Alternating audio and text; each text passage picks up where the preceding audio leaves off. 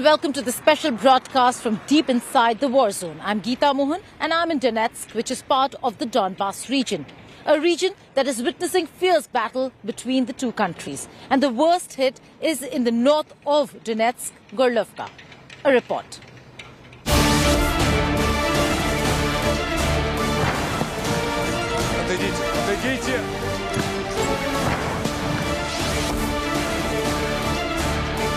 A huge disastrous scene over here.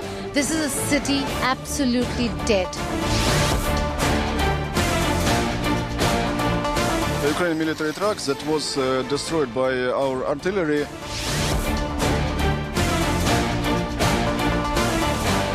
Windows broken, shards of glass everywhere.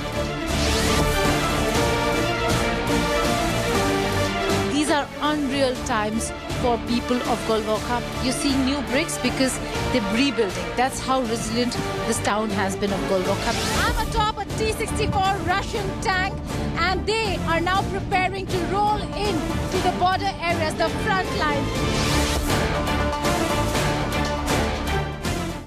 As battle and fighting continues to ravage many parts of the Donbas region, my camera person Satya Rautra and I traveled to Gorlovka. It is a border town which has seen conflict since 2014. Many parts of that region now are under Russia and Donetsk control, while Ukraine continues to try to resist. Here's a report.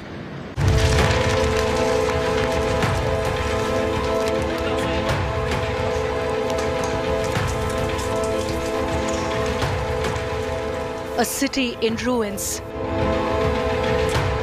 Out of food, out of water,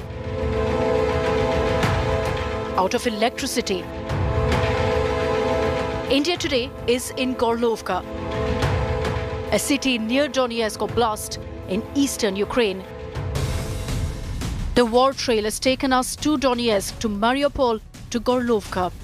India today is the world's first television crew to reach deep inside the Russian-controlled territories of Ukraine. The after effects of massive shelling here in Gorlovka. Shards of glasses now being removed by the residents. They're not leaving the city that has come under heavy shelling from the Ukrainian side. The windows broken, and now this lady over here, this old lady over here, is cleaning, tending to her garden. She's cleaning the glass, shards of glass, and what she says is that her flowers and her garden has been destroyed. A home, a garden that she maintains with much love, now absolutely destroyed, and so she's trying to retrieve whatever she can of the garden that is left, because they've just sown the seeds for the next season. And before the flowers can bloom, before the saplings can even be visible, there are glasses everywhere, shards of glass everywhere. Very sad sight, and you'll see this in the entire neighborhood here in most parts of Gorlovka that has come under heavy shelling. Non-stop bombing might have destroyed much of the concrete, but the city's soul is intact. Elena Vladimir, residing in Gorlovka for years, says she will rebuild her home. Все вычистили, цветов насажали. Ничего, вычистим, еще лучше насадим.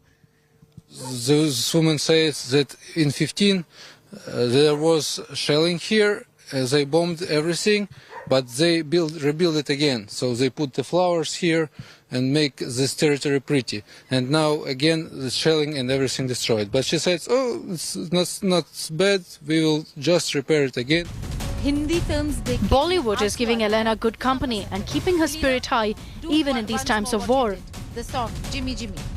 О, Джимми, Джимми, Ася, Ася, Индия, Радж Капур, люблю, не могу, всю жизнь люблю индийские фильмы.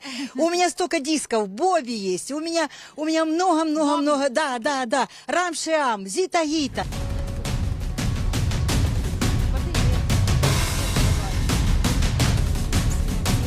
This is Olha's house. She does not want to show her face because she has relatives in Ukraine as well. So it could be a security issue for her family members on the other side. But she's here. This is her house, which was destroyed. You're seeing new bricks because they're rebuilding. That's how resilient this town has been of Gorlovka, because they've been suffering this for a while. Olha over here will explain what happened. Olha, what happened to your house? Что произошло с вашим домом? 15 июня 2015 года производился обстрел. Было 2 прилета именно по улице Шашурина, дом 15. И был прилет в 1-й этаж, фундамент этого дома, и рядом стояк, 4-й этаж, просто насквозь. So it was 2 hits in the 15th year, and one of the hit was hit this house, and her flat was ruined. Door was out, and it was impossible to live here after that shell. Right. Impossible to live out here. This is the house that is being rebuilt, and just if Satya goes to the window, beyond this point is where the Ukrainians are holding fort. So every time there is attack or a fierce battle between the Ukrainian side and the Donetsk or the Russian side, this town of Gorlovka is the first town to fall victim, and this building, this neighborhood is the one that suffers the most. I'll take you outside to show exactly how the situation is outside also. If you come out over here, the buildings are absolutely dilapidated because they have been suffering this kind of shelling since 2014. And while the people still continue to live, right now, because the situation is so bad, the neighborhood is almost empty. There are older people, some younger lot who are still here, but playground over there, absolutely abandoned. Children do not come out. Some of them do come out if they're here and play amid the sounds of explosions, of shelling. So these are unreal times for people of Gorlovka, but also an entire community over here that has been witnessing the fiercest battle between Ukraine and Russia, between Ukraine and Donbass. Verknoto-Red's case, where Russian control ends 1 kilometer from here, Ukrainians are holding fort. This is Verkhnetskoye, where the Russians have taken control. This was Ukrainian territory, but now this has come under Russian control. The village over there absolutely destroyed because of the continuous shelling from both sides. Villagers have fled. Some of them continue to stay here, but most of them have fled. That's continuous shelling going on. And where we are right now is where the injured are being brought to the Russian camp. Camouflaged nets. You can see that to ensure that this little house that they've taken up is not destroyed. Now we're going in to show you exactly what they're medics. They're military medics, medical team of the Russian military force, and they have an emergency operation or a operation theater where they are performing whatever rudimentary surgeries or procedures that can be performed. This is also the first aid center where first aid is provided to those who are injured in the attacks. And the ones who really require major medical help are taken by the medical vans to Gorlovka. Alex, if I could speak to the officers here as to what the situation is and when did they take control of this village? Скажите, когда мы получили контроль над этим поселком? Окончательный контроль над этим поселком я не могу вам ответить. Мы сюда зашли 4 дня назад. Именно медицина. Естественно, вы понимаете, что медики заходят тогда, когда фронт продлевается хотя бы на 6 километров вперед. So they got here 4 days ago, and this is a medical group. So they standing behind the forward forces. The post. So we will bring you all the reports from the forward posts over here.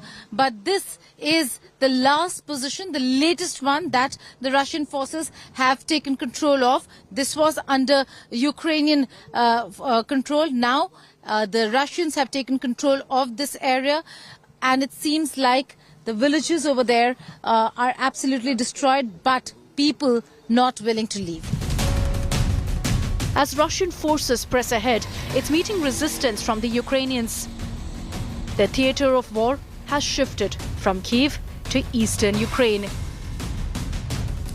This is the last post where the Russians now have taken control. This was on the Ukrainian side, Verkhovna, where the Ukrainians had control. Now it is absolutely under Russian control. The village absolutely destroyed. We're being told there are only 30 civilians who are still there over here. Most of them old who do not want to leave, but only 30. The rest have fled to safety either on that side or this side. Shelling ongoing from both sides, trying to regain control when it comes to the Ukrainian sides, trying to keep control when it comes to the Russian sides. Mortar shelling visible in all houses that are absolutely destroyed.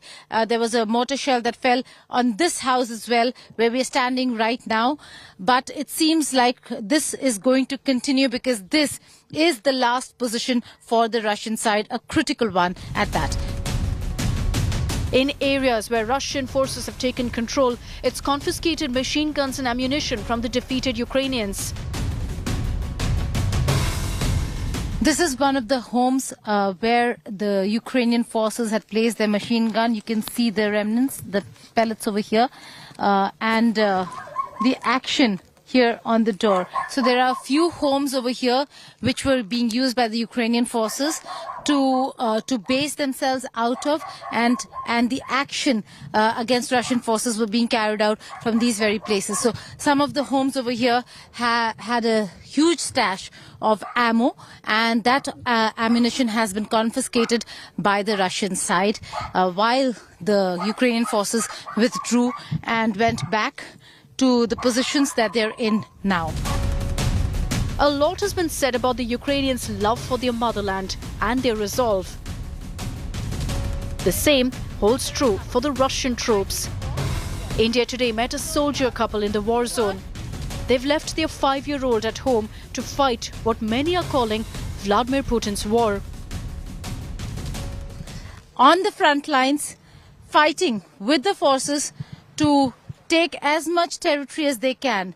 They're ensuring a DPR Russia win, and we'll have to wait and see how the Ukrainians react. There are young couples, young forces, young women fighting the forces on the other side as well. But this is a young couple fighting from this side. Tanks moving to the front line over here. We've seen this continuous action, continuous movement of tanks that have been moving from Gorlovka and other areas up to the front line. This village now has been taken and is under Russian control. Those are Russian military personnel and forces who are now moving to the front as and when they require more ammunition, more backup, more support. You'd see this road being used to go up to the front. Russia is sending reinforcements, including T-64 tanks, to the region. Moscow is determined to hold on to their hard-won gains in the last few days. We are right at the border areas. Now the forces over here, Russian forces, preparing to go to the front. You can see that they are arming the tanks with the ammunition, the weapons that are required. And over there are two more tanks. This is a T-64, and they're readying themselves. They soon will be going to the front. You see all of them. They were taking a break, and now the forces over here moving ahead. There you can see they're all going. They're all going to the front line. This is an area in Gorlovka. We are again being told not to disclose locations, so can't show the buildings around. Satya is keeping it very specific to the tanks that are here and will be in motion very soon. They are going to go to the villages that have been captured where we were reporting from. The commander who's commanding this convoy of tanks, Sergeant Ilya. Sergeant Ilya, thank you for speaking with India Today and Aaj Tak. Where are you headed? We see you're preparing. Where are you headed right now? Don't want details, but just about the fact that the border areas that they're trying to capture. Не нужны детали, но скажите, куда вы направляетесь, то есть какие у вас примерно задачи стоят, то, что можно сказать. Задачи стоят Новобахмутовку, отбить сейчас, как бы вернуть ее нам, то, что нам положено, и нашу территорию. So they going to Novobakhmutovka village, which is in the territory of Donetsk People's Republic. It must be so. So they're gathering to take it back now. What are the challenges that they're facing as forces? Are there any challenges that they're facing? Какими проблемами вы встречаетесь как подразделение? Проблемы со стороны Украины? Ну вообще, то есть какие у вас? Operational challenges. Да, технические какие трудности, то есть как это? Технические трудности, да, в принципе никаких, только машинки старые, уже уставшие. Приходится их самим заниматься, их там подкручивать, там всякие патрубки, со временем уже стали протираться и так далее, то есть. So the only problem they meet is the old technique, and they need to repair it seldom. Because these are the T-64s and not the T-90s, which are the latest tanks of the Russian forces. Да, это Т-64, не Т-90, которые... Ну, конечно, это 64-ки, которым уже лет 50 им точно. So at least these tanks are 50 years old. They're 50 years old, but why do you think Russia thinks it's okay for a T-64 to fight Ukrainians? Do you think they do not require more power to fight the Ukrainians? Is this enough? Вопрос такой, хватает ли Т-64 для украинцев? То есть, может, нужна техника лучше или достаточно этой?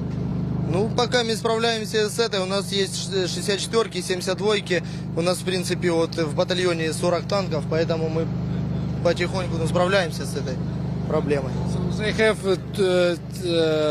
72, T-72 and T-64, so this is enough for them, as he says. That's Sergeant Ilya saying that it's enough for them. They're going to go to the front line and ensure that the areas that are a part of Donetsk remain with Donetsk, and the Russian forces over here are going to ensure that they maintain control of the region and of the area. I'm atop a T-64 Russian tank, and they are now preparing to roll in to the border areas, the front line. The preparation is on. The weapons are being placed, ammunition being placed inside the tank. They were taking a break, but now they're preparing themselves to go to where we're coming from. The last village that now is under Russian control. Ukrainian forces have been pushed back, and they require all the support, all the backup that's required, and therefore these tanks soon are going to go rolling into those villages. Atop a T-64. With video journalist Satya Rautre, Geeta Mohan for India Today. Both sides have suffered some serious damage when it comes to their weaponry. On our way to Gorlovka, we saw Russian tanks that were damaged by the Ukrainian forces and were being repaired to be sent back to the front line. Amid massive shelling and bombardment over here, we found this tank, a Russian tank that was hit by the Ukrainian side. We are in one of the undisclosed locations where these tanks are being brought in. They will be repaired, is what officials and officers over here are saying, and then sent back to the front. So a massive damage being caused by both sides, the Ukrainian forces as also the Russian side, when it comes to the war that is underway between Russia and Ukraine. One such tank over here, but there are many that come for repair over here, and then once repaired, they're sent back to the front line. With video journalist Satya Rautre, on the way to Gorlovka, Geeta Mohan for India Today. We were at the last neighborhood in the Donetsk region of Gorlovka that borders Ukrainian side, where the Ukrainian forces are positioned. Gorlovka has suffered at the hands of Ukrainian forces since 2014. A local navigator, Sasha, helped us understand the positioning of Ukrainian forces there. The last neighborhood in Gorlovka. A kilometer away is where the Ukrainian forces are. Sasha, our military contact, is going to explain. Sasha, tell us, where do the Ukrainians stand? Ukrainian flag up, now Ukrainian flag down. Okay. That hill? That hill Ukraine. Okay. That hill that you see, if Satya can zoom in, that's the hill. So this entire neighborhood and Gorlovka is in their line of sight, in the line of sight of the Ukrainian forces. And both sides are having a fierce fight. In many parts, you can hear explosions in many parts, but this neighborhood has suffered the most. All the buildings over here with shattered windows, and only a few people remain. But they still live here. They still remain here because this is a stronghold, has not been breached by the Ukrainian side since 2014-2015. And that's the reason why they still feel that they're safe to stay here. How safe, how protected? We know that they have 2 layers of windows everywhere. So if at all there's shelling, then one window breaks and the other, the one inside, does not. So they know when to leave their homes for safety or to safety. With video journalist Satya Rautre in Gorlovka, Geeta Mohan for India Today. The grit, the determination, the indomitable spirit. Here's a couple fighting in the front lines for the people of Donetsk and the Russian forces. Their 5-year-old child has been kept in the care of the grandmother, but they want to continue fighting for their country. Listen in. This is Olena. Dennis, the soldier we were interviewing, is her husband. She's 32 years old. She was 27 when she joined the army from Gorlovka. You have a child? Show. Girl. Girl? Girl. Name? София. Sophia. A child? With whom? Mama? У мамы сейчас, Yeah? да, у бабушки. So she's with the grandmother. Her father's no more, so she's with the grandmother. A young child, Sophia, and the couple fighting, 5 лет ей. 5-year-old child, and the father, mother are fighting here in the front. That's the father over there. Yes, That's the Dennis. Can we show Satya? That's Dennis. This is Olena, and they're a couple fighting the war together. Yes. So we've heard. Будут мину извлекать, если интересно. Okay, he's more interested in talking about this, about the rocket fire that took place some time ago. But this is a couple on the front lines fighting with the forces to take as much territory as they can. They're ensuring a DPR Russia win. And we'll have to wait and see how the Ukrainians react. There are young couples, young forces, young women fighting the forces on the other side as well. But this is a young couple fighting from this side. With video journalist Satya Rautre, Geeta Mohan for India Today. The forward posts and tanks rolling in and out of this entire area. You can see them. We saw them earlier as well, but now the Russians have taken complete control of this region, of this area, and it seems like they are not going to move back anytime soon.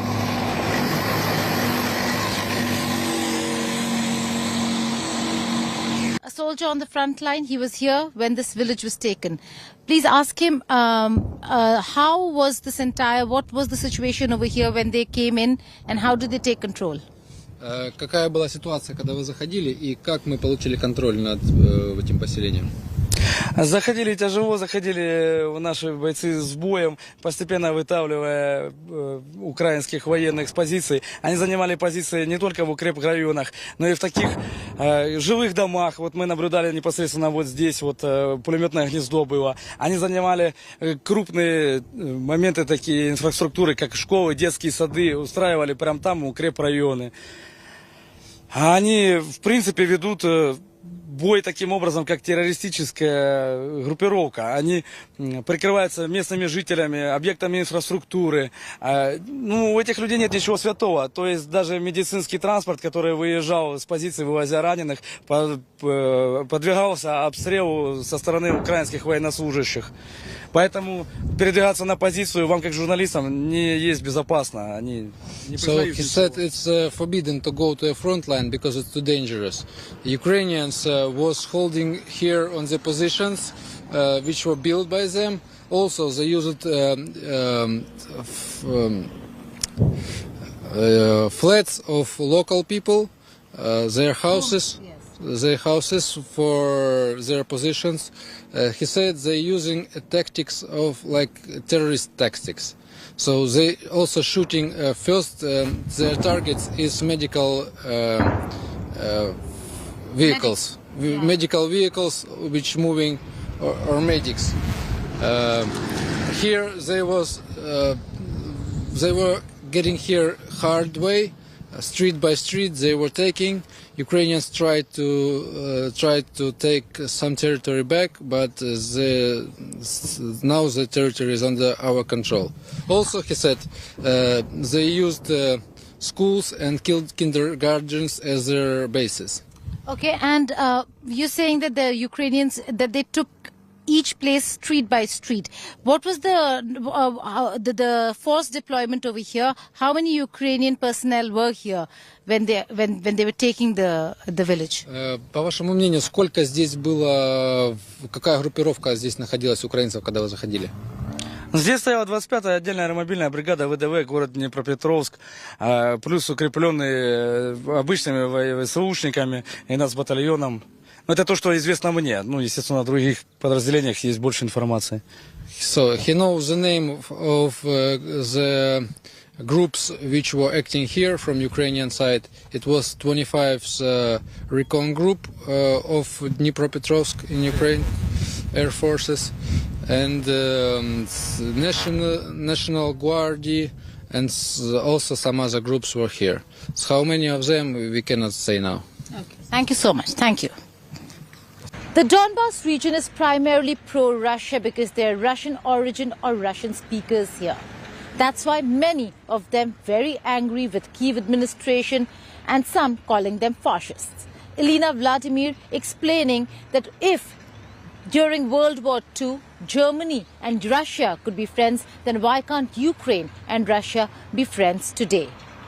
An indomitable spirit of Elena visible when she cleans up her neighborhood and her backyard, her garden from the shards of glass and says she will rebuild. Elena, there's a big problem between Ukraine and Rus and Russia. What does she have to say? Да, говорит, большая проблема между Украиной и Россией. Никакой проблемы нету. Россия, Украина, мы всегда были вместе. Это пришли фашисты. Вот это Европа вся наслала на всякую дрянь вот этих бендеровцев. Украина хорошие люди, такие же, как и мы. Okay, she says Ukraine is the same country as us, the same people. We are the same people, and the problem is Ukrainian government that they are fascists, and Europe brought them to make a horrible situation here. You think that that the people over here in Donetsk can live peacefully with the Ukrainian government and the Russian government? Like, can there be peace? Because Ukraine says this is a part of Ukraine. По вашему мнению, может ли быть мир между нами вот после этих событий? Ой, я вас умоляю, с Германией же мирно, что натворили немцы? Миллионы людей перевели. Ну и что, и живем же, и ничего, и в Берлин ездят, а эти в Россию ездят, как-никак дружат. Это вот сейчас пошла такая система, вот это подняли этот фашизм, вот это что-то такое. Ну зачем? Ну кому это надо? Ну мы же все люди. Okay, she said, for example, now we're living okay with Germany, we have good relations, so she believes that we can build good relations with Ukraine, of course. Ukraine says this is a part of Ukraine. What does she have to say about that? Украина говорит, что это часть Украины. Что вы об этом можете сказать? Да, мы всегда Россия была, никакой мы части Украины не было. Это нас Хрущев придурочный взял Крым и Донбасс, подарил этому украинскому этому. She's yelling on Khrushchev, the Soviet Union leader. He just gave a present to Ukraine with Donbass and Crimea. So she suppose it was always Russia, so she don't count her Ukrainian now. Вы из этой деревни? Куда вы? А вот нижняя улица, нижняя. Вот это Мира, а наша следующая. So, Low Ground Street is the street where she lives. Как сейчас ваш дом, в каком состоянии? Окна побиты, это крыша побита. Все. So her house is damaged, the roof is damaged, and there is no windows. So is she leaving this place? Вы до сих пор живете в этом доме? Да. А куда мне деваться? Yes, she lives there. She have nowhere to go now. Okay. That's the continuous shelling, and that's her village that is absolutely destroyed. So she's now come here seeking help. Where will she leave? Is she going to leave her village and go someplace? Where is she going to go? Куда вы собираетесь идти? Или вы останетесь здесь? Я буду тут. She will stay here. But she'll stay here. We've met so many of these people who are continuously staying where they are despite the heavy shelling and bombing of their villages. The border towns of Donetsk are rather peaceful despite the conflict that they have witnessed over the years since 2014. They're economically stable because the administration works out of the Donetsk city and with the help of Russian authorities. That's why most of them over here feel safer. We spoke to an Iraqi national who blames Ukraine for the hostilities and the current scenario, but also says that he feels safer over here than in Iraq. How long have you been here? Как долго вы здесь находитесь? 11 лет. 11 years. 11 years. Where are you from? Ирак. From Iraq. Okay. What do you make of the problems over here? Какие проблемы у вас есть здесь? Какие вы видите проблемы тут? Ну, имеется в виду, какие проблемы? What do you mean? The conflict between Ukraine and Russia and the fact that this is a border town. Конфликт между Украиной и Россией и факт того, что мы здесь на передовой фактически. Ну, вообще конфликт, если говорить честно, конфликт начала его Украина. Я здесь в 2014 году был, видел, как зашли войска, как начало все обстрел, как это, и они сделали этот конфликт изначала. So, if to be honest, he said that all started from Ukrainian forces. In 14th, he was here and he saw that how Ukrainians came here with their army and start attacks.